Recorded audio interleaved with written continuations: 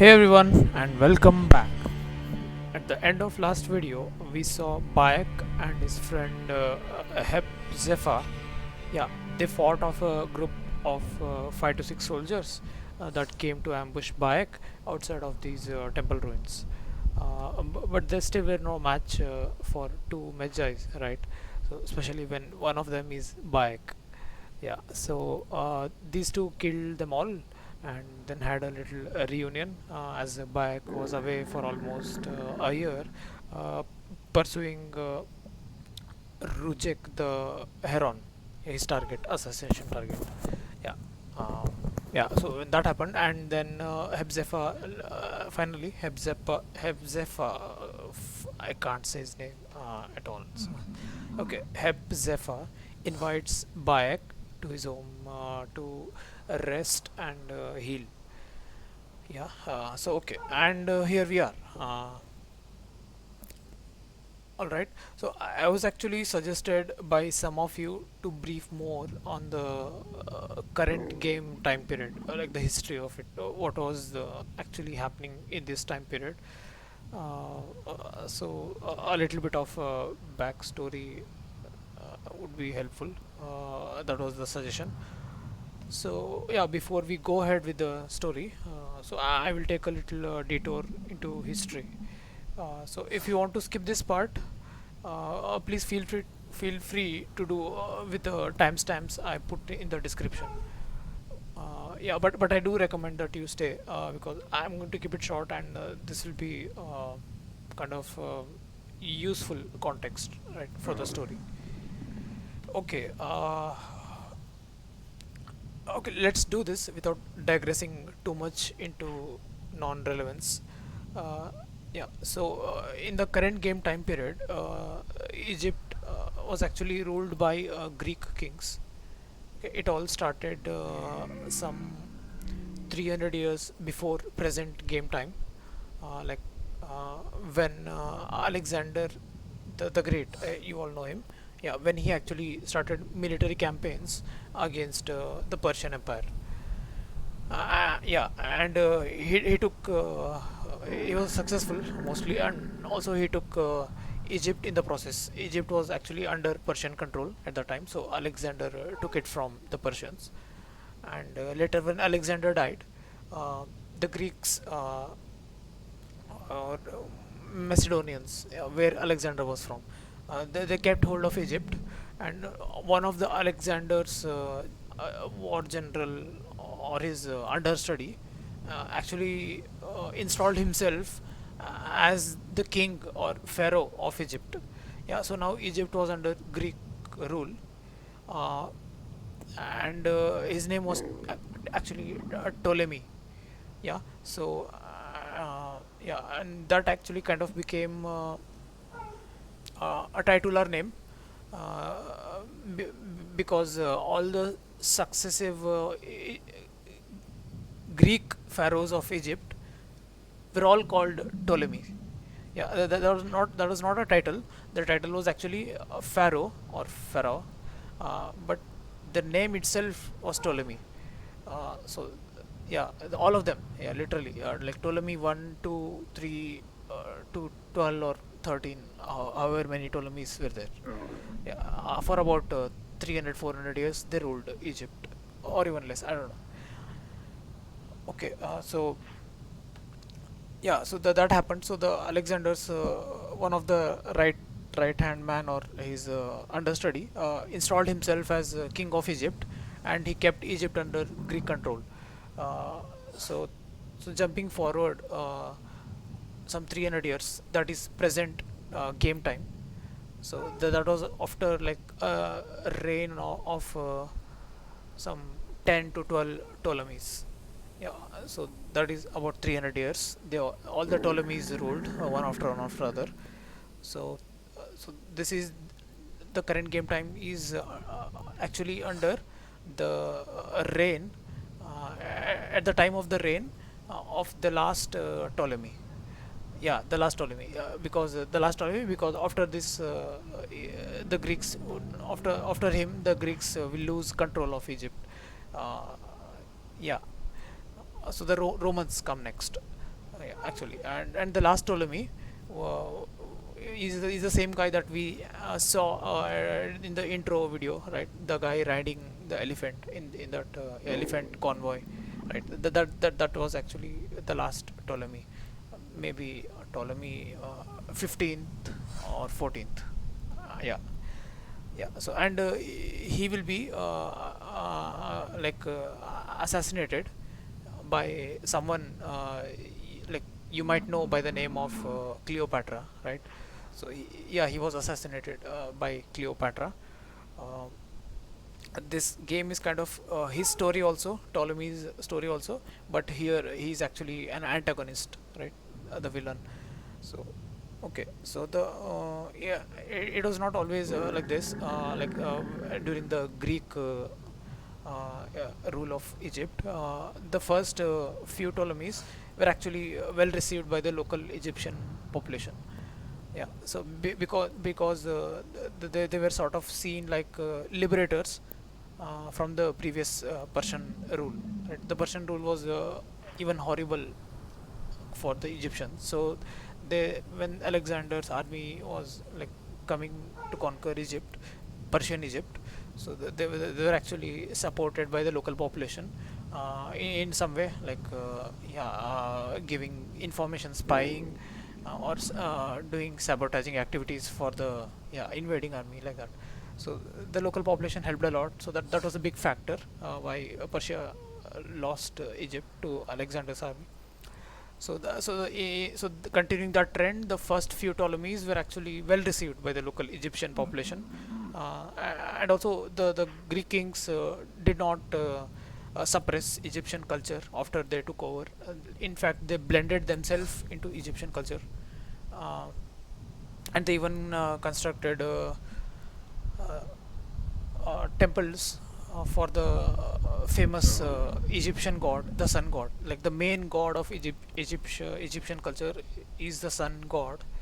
The Greek kings even constructed in Egyptian architecture style, with all these these pillars with all the inscriptions and all.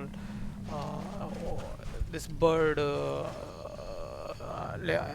that is cattle and all. These are famous Egyptian symbols on the walls, right? So all of these were used to construct temples for the sun god, and that appeased the Egyptian population. So they did not see them as foreign rulers. Actually, the Greek kings as foreign rulers, but they were in fact foreign rulers. So yeah, so that happened, and the initial few Ptolemies were actually their reign was actually quite peaceful and in some way prosperous. But after the first few Ptolemies, first few generations, the later generations kind of became greedy, since the local population were not their own people. They were not so attached, right? So they kind of started increasing taxes, and the taxes collected from the Egyptian people were actually going to Greece, yeah, and not into the development of local Egyptian infrastructure. So so that happened, and also like in Egyptian culture, any ancient king or famous person uh, would be buried when he was mummified and buried. Uh, they would put a lot of treasures and all this, right? So these these under the rules of these later Ptolemies, uh, yeah, most of the temples were even thousands of years older, even when the Greek kings came, right? So the old Egyptian kingdom was uh, a lot older than the current game time period. So a lot of the temples were like kind of buried, and a lot of the these burial grounds were all hidden, right? So what they did is, since they had all the treasure, the mummies had treasure with them. Like, they that form some form of burial ritual to appease the spirit of the dead, to give the dead guy more like ornaments and treasure with his mummy, so that he rests in peace, like that. So what they did is they started excavating these mummies and getting the treasure. Yeah, that actually hurt the sentiments. Some acts like this hurt the sentiments of Egyptian people, and then actually there was actually the balance between Greek rulers and Egyptian population was uh, yeah, not right at the end of last few Ptolemy's reign. Yeah, so yeah, and when all this was happening, the Magi's like Bayek and Hepzefa, yeah, they were actually royal bodyguards. They actually died to protect the royal family and whatnot, and the temples and stuff like that. So, but when this was all happening, so they kind of felt they didn't need to perform their duty anymore for these foreign oppressors who doesn't respect their culture and whatnot. So they started going rogue, becoming outlaw kind of thing. And since they had these combat abilities, and since they were respected by local people also because they were magi and all, that was highest soldier standard, right? The highest class of a soldier, a magi, highest warrior kind of. So they had a lot of respect, and the the contacts, they had contact, they had riches in upper echelon of the hierarchy, and king's hierarchy, and even they had their combat abilities. So they used all these whatever they can to assassinate high profile people who are corrupted, right? So they kind of started their own justice form of justice, and that is what exactly Bayek was also doing, right? So that is actually the story of Bayek. So how he goes rogue from, like we saw in the intro video. Okay, I hope the music is not too loud. Okay, we saw in the intro video he was a happy serving Magi soldier. He was kind of waiting for when the Ptolemy was coming. He was waiting in the temple. He was actually still serving, and he had his head shaven. That is the Magi, I think, etiquette, right? So all his head shaven and all, no beard, no clean shave. So now he has gone rogue. So you can look at him. So he doesn't care about any rules. He has gone rogue because I think uh, something personally bad has happened because of the greed of these Ptolemies. That is the entire story of the game. So the story, he's kind of the protagonist of the story, and of course, and we are going to play him. And the antagonist is main antagonist is Ptolemy, the pharaoh. Yeah, so that is what this time period, that is what's going on during this time period. This is how the landscape was in Egypt at that time. So the local population was eager to see this Greek kingdom go away, and maybe replaced with someone who is who actually cares about the Egyptian culture and their population, right? So that was local people, local populations general mindset. Okay, okay, that went a little longer than expected. Yeah, but I think that we have now sufficient background information for us to dive into this story. Okay, okay, now we are going to follow Hepzefa into the Oasis, where Hepzefa is going to take back his home to rest and yeah, heal from his wounds. Yeah, so we need mount. We need Bayek's mount. I think Hepzefa brought with him. Sorry, I should say, brought with him Bayek's mount as well, Bayek's camel with him. But I think that camel got tired of waiting for Bayek all the time, so he wandered off somewhere in the desert. So we are going to give him a whistle.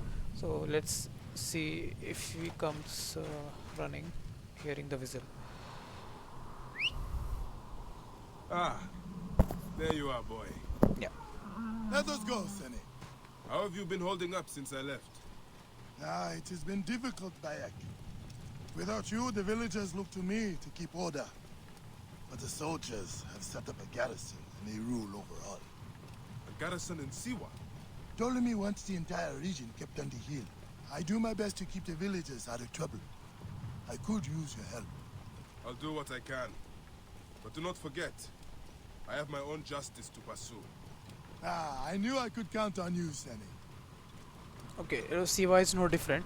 In Siwa, there is also a lot of soldiers that are harassing the local population for this and that. So we'll know more about that. What happened here? The garrison soldiers are brutal.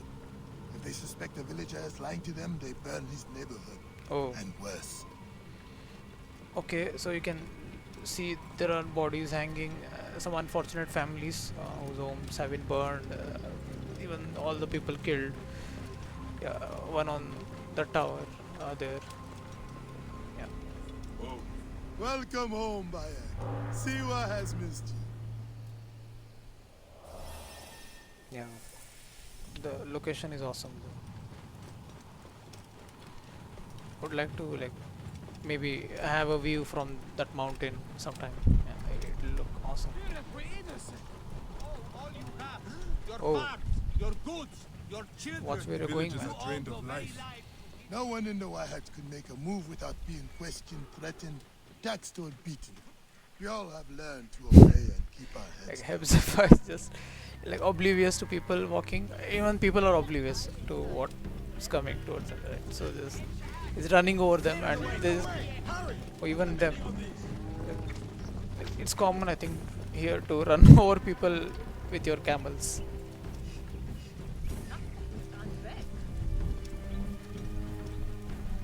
Okay, all damaged stone statues. Looks like some welcoming party kind of thing, right? Just outside of a town. It's common theme.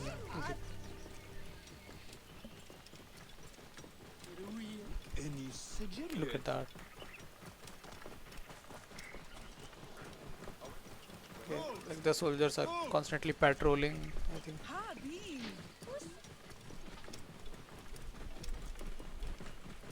Citizens of Siwa, behold what becomes of those who disobey Medunamun, priest to the Pharaoh. Take care you faithfully follow his beneficent commands. Okay, Citizens of Siwa, yeah. behold So what becomes of they those even who disobey put some guy to like You see how it is.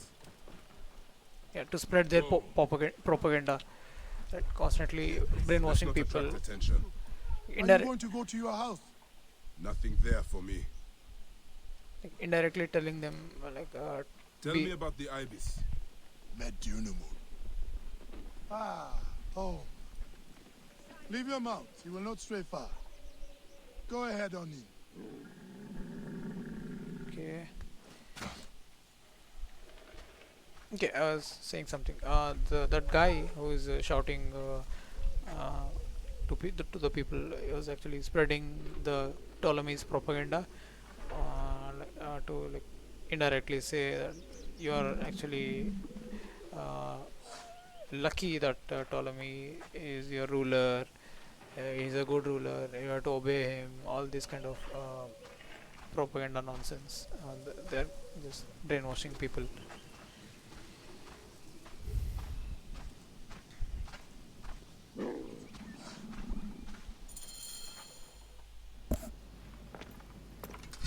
Rest, my friend. It has been a difficult day. I have no interest in rest. Not at all. I must prepare for this man. Hepzefa! Hepzefa! Once again, the soldiers! Bayek! Rabiah! My Rabiah! I am worried about you. Ah, you know me, eh? You should be worried. Ah, Look at you. Cuts? Contusions? I'm fine. Sit! Hmm? Sit! Sit! I'll take care of it. You haven't changed. You and I've always patched you two up. Made excuses to your parents. Times have changed, but you, I can count on.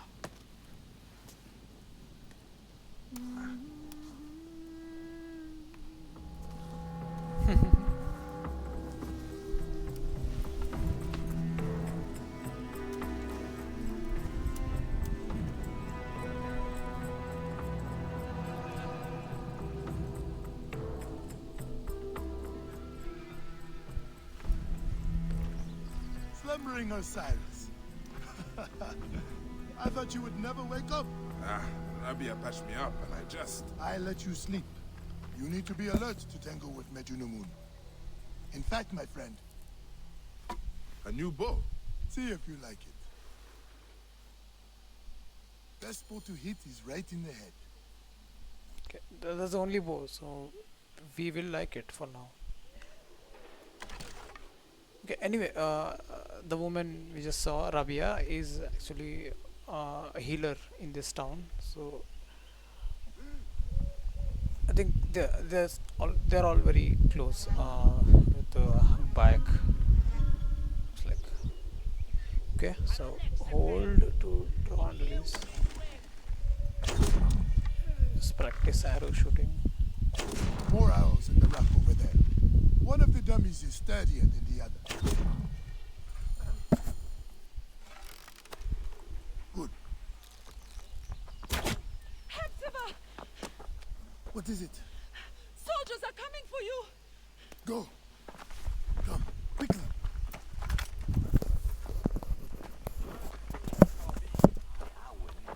Make certain no one gets out of the house alive. Hepzefa! We're just here to talk! Nomarch Rujek's been killed. Your friend Okay. the Medjay may have been involved. Rujek. Come out, if you wish to clear his name. Okay, Rujek was actually a nomarch. Okay, well, Prepare an ambush. Neck! They will find my letters and burn down my place. I will be executed. Don't worry. I will take care of this. okay, they actually Watch out! okay, they have actually come here to see if the Bayek is there taking refuge or hiding at Hepzefa's place.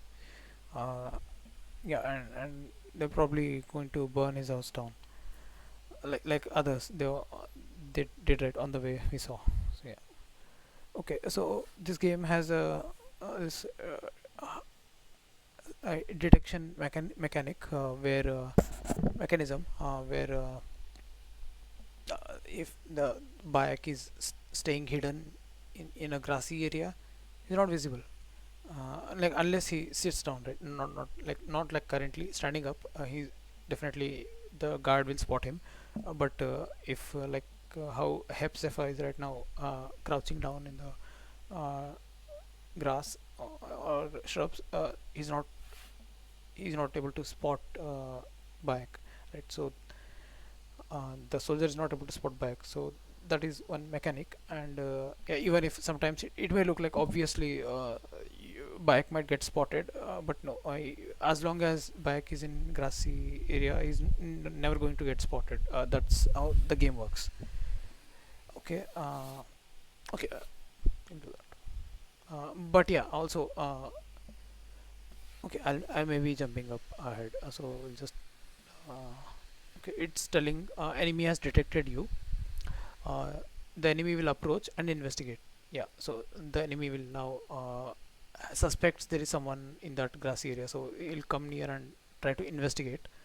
So yeah, and yeah, so it's telling us to crouch, right? Hold C to crouch. What's that? Who's there? Keep low. He is getting too close.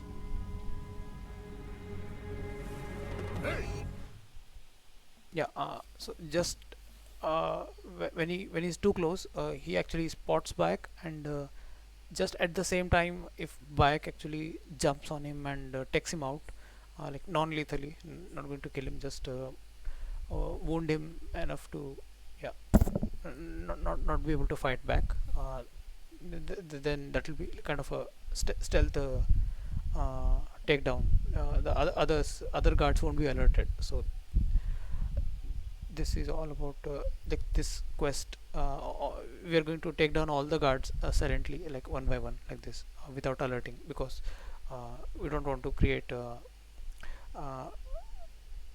any detection, so that one of the guards run away and tell that yeah, Bayek is actually indeed here. So all the guards should be taken out silently. So we'll start with this guy. Press hold mouse button 5 to take down. Just at the split second when he's about to realize there's someone here. At that, like that. Now for the rest of them. Okay. Gave us a weapon. We'll check it out later. Around behind them. For the love of Ra, we cannot let them burn my house too, Bayek. Just a few questions. Okay. There's also one more mechanic where we can Bayek can do a sound or whistle and kind of attract him to come and investigate. There's nothing to fear. We'll do that. Q to whistle and attract nearby enemies. That guy is coming to investigate again where the sound came from, and we're going to take him down like this. Okay, so they all dropping weapons. We'll take a look later. Aizu, steady on. Okay, looks like there's one guy there He's going to be surprised. in whistle. Okay, coming to investigate. Take down.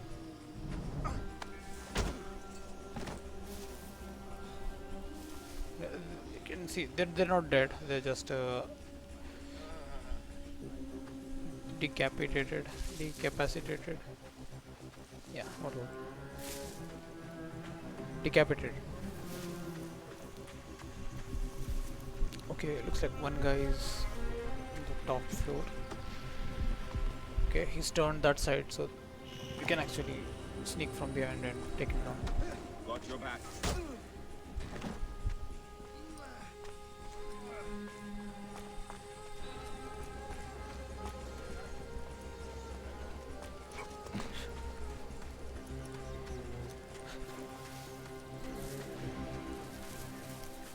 Okay. No surprises. Yeah. It would have been a challenge if they're all moving, right? If they're all standing at one place, you can easily sneak from behind or sneak from the grass or whatever.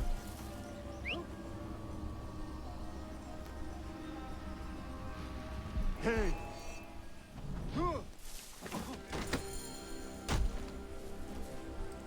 Yeah, too easy.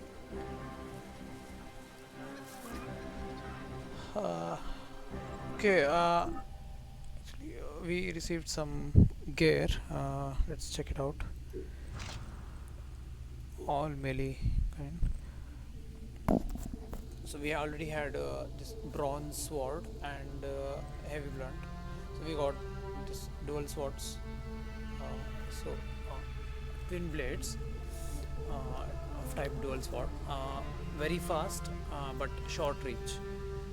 Forged from the same steel and hammered by the same smith, these twins share an even deeper bond.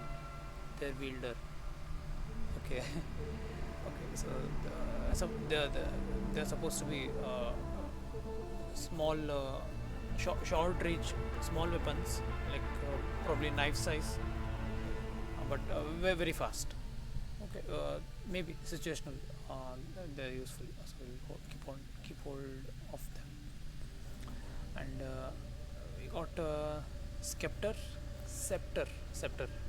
yeah, called Pharaoh's Mace.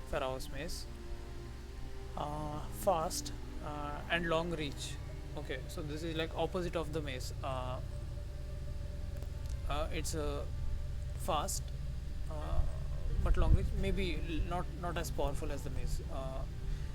You can see the mace end is bulky, like that, some metal, right? But not the scepter. It looks like all wood. Even the end is all wood. So just like a long stick with some blunt shape at the end, just for striking. Okay, strike down all those who oppose your rule. With every hit, a more grievous wound appears. Yeah, basically it's a very a long weapon with which is also not so heavy, so to slow Bayek down. So it's a fast long weapon. We'll keep hold on to that as well. It's a different, unique kind of weapon. So we also have got a spear, handy spear. It's a long reach, average power. So a convenient tool to get rid of foes. Okay, so it looks like a hybrid between scepter and mace. It's long reach, but also not too heavy to become slow. It's average power, also not too fast as well.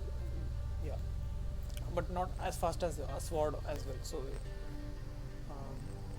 So they're all different types of class of weapons. So they all may be useful situationally. So we keep hold of them all right now. If not, we can dismantle if we ever fall short of resources. Okay. We got a ranged weapon, like the one Hepzefa gave for Bayek to practice. It's a hunting bow, ideal for hunting animals, but suitable for human prey as well. Okay. Yeah, it's charging speed 1. Okay, I don't know what that means. Maybe we'll answer. Okay, currently we are doing this quest.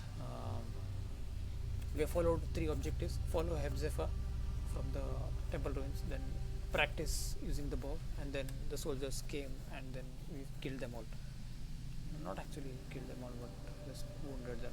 Maybe Hepzefa is going to finish them off and dispose their bodies off. Yeah. Okay. Fine. Now next next objective of the current quest, we are going to talk to Hepzefa. It's kind of a fun name to say, Hepzefa. Okay. Also, we learned about the Ibis. I think I saw them speaking about the Ibis Medunamon. Okay. It'll update.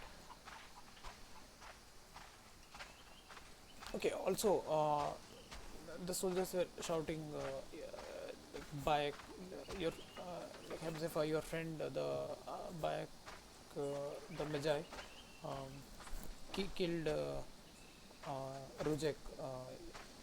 Rujek, the Nomarch Rujek actually. So I just wanted to say a few things about Nomarch. Nomarch is a person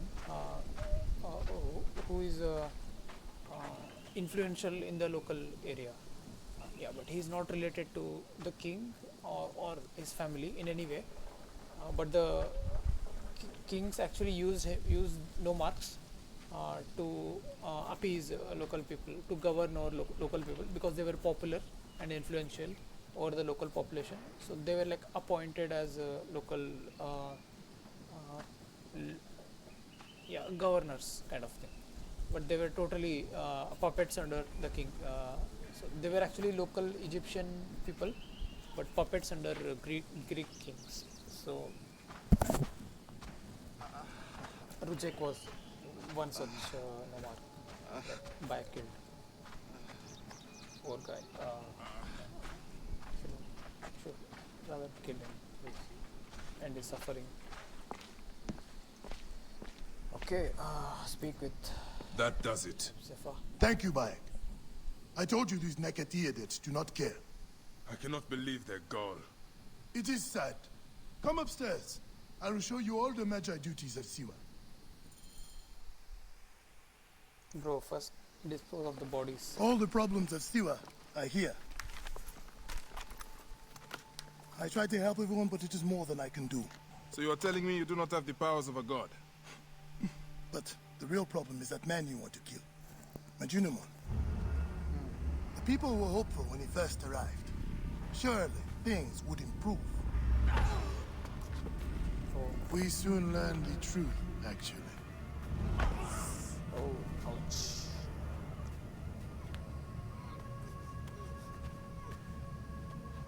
I fear for the safety of your family, priest. I will move them to a more secure area. That's kidnapping, man. That is the man you're up against. I will find him and kill him. Medunaman is a lot more powerful than he looks, and he is surrounded by the finest soldiers. I do not care. You'll be killed. You need to get tougher if you want to murder that spindly shit. For sure, you'll need better armor. I can make that myself. Weapons are more difficult. The soldiers took everything in the village. I will talk to the blacksmith. Yes, Benipe can certainly make something for you. Or Senu can help you find what you need. Senu? Senu is alive. Yeah, Senu was Bayek's pet eagle. Look who is coming. Senu, old girl. In fine form. Rabiah has nursed her to health.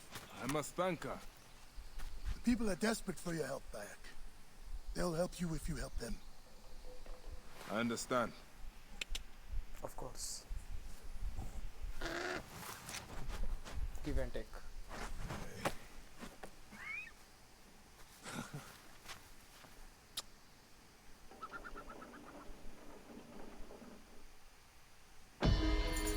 Okay, quest completed.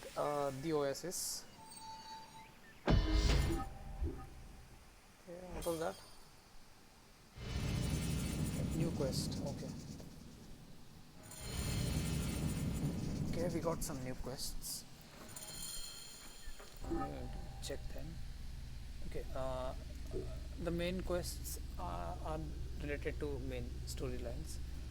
So they're mostly going to do only the main quests, but the next main quest requires Bayek to be level 5, experience level 5, but he's only experience level 2. That was kind of what Hepzefa was indirectly saying. I think Medunamun is actually a level 5 or something, or his Medunamun's bodyguard are level 5. So Bayek is not strong enough to be able to bypass his security, Medunamun's security, with stealth or strength, however, and kill Medunamun.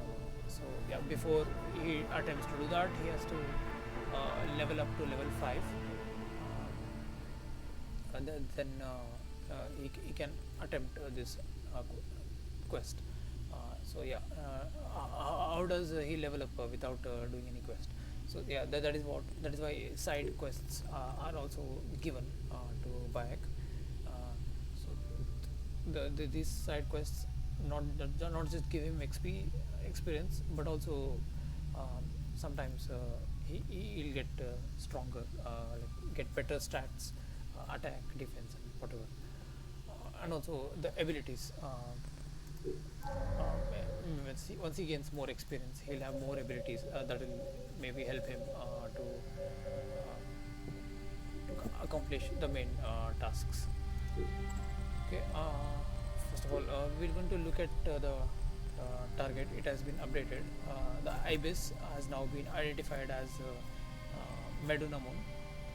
We're going to read about him. The Ibis, Medunamun. Most of the men Bayek is after are as yet nameless, but he has discovered the name of Medunamun. Installed as Oracle of Siwa by Ptolemy, Medunamun oversees the temple of Amun. Okay, Oracle is something like head priest of temple. So his true interest, however, appears to be the vault beneath the temple. Yeah, so he brutalizes the villagers in an effort to learn the vault secrets. So yeah, just going by the theme of what's actually currently happening at this time in Egypt. Yeah, this is one such example. The Ptolemy has actually installed this guy to as the head priest of a temple. Temple of Amun, maybe that's Amun, maybe the Egyptian sun god, their main god. So it's a big deal for them. So instead of doing his duties, this guy is actually interested in the vault or treasures beneath the temple. So it's actually maybe well kept secret, old secret. Um, that's not common knowledge to the people now. But maybe some older or senior population of the town or the priests, old long-serving priests of the temple might know the secrets, right? So that is why he's torturing that priest earlier to know, to extract the information about any secrets or walls in the temple. And yeah, he was not only willing to kill that guy, also he's going to torture the family, kidnap them, burn their house. So this was like a common occurrence at the time. So that is why people are growing restless. Um, and when Bayek was like actually following Hepzefa, so when they saw him, they were all okay. If you notice, is that really Bayek? Is he really back? Like they were like kind of relieved or happy that like someone is going to fight for us, for our justice, like that. Yeah, so that is actually what's happening. Okay, since we completed the last task, the Oasis, we got 1000 XP. Now I think Bayek has leveled up to level 2, so that gave him one ability point. So we can choose one of the abilities that are white, like yellow are the already unlocked ones, white are unlockable ones, and gray are not yet unlockable. So yeah, so let's look at them. Assassination XP, headshot XP. So these are basically giving extra experience points for doing certain things. So that's not actually useful at this stage. Like Bayek is still weak at level 2, so he might need abilities that are improving his skills. Yeah. Now, XP, getting more XP is like another way to gain more ability points. But right now that won't work out as much because yeah, he's still weak and other things are more priority right now. So this arrow retriever, like when he got shot by someone and into his shield, he can reuse the arrows. So that's also not as appealing right now. So regeneration, your life can regenerate during combat. Okay, so this one is actually useful. Bayek's any health that he loses in a fight is regenerated usually after the fight, when he is resting. Yeah. So, this is this ability. With this ability, he can regenerate during the fight, but during the fight the regeneration is very slow. But it's still good enough to make a difference in a fight. So this is actually a very good ability at this stage. So we have one more. We'll look at that. Dawn and dusk. Hold M to sit, contemplate, and make time speed forward. Yeah. So this is basically skipping time, like basically from night to day and day to night. So if the current time is a daytime for Bayek, and he wants to do a quest or a task that suits nighttime. Like for example, if he wants to use stealth and not be seen or detected by the soldiers, so it's not easier during nighttime. So instead of waiting for nighttime to come, he can just simply sit and rest and meditate or sleep or whatever, and that will speed time forward. And so it's actually more of a shortcut for us, for us not to wait for time to pass in the game, and it's considerable, the time between day and night. So I think that some not even 30 minutes, 1 hour game time is actually half a day, which is from morning to evening. So that's 1 hour of gameplay. So suppose we are waiting for night to happen and we don't want to wait for 1 hour. for night to happen, so we can use this ability. Similarly, likewise, vice versa. Like from if we want the daylight to come, so we can use this ability. So we'll use this first, and so this will save us a lot of time in some quests. So definitely, we are going to get regeneration next. Okay, that's it for this time, and we are going to continue from here in the next video. Thank you all for watching. I hope you enjoyed.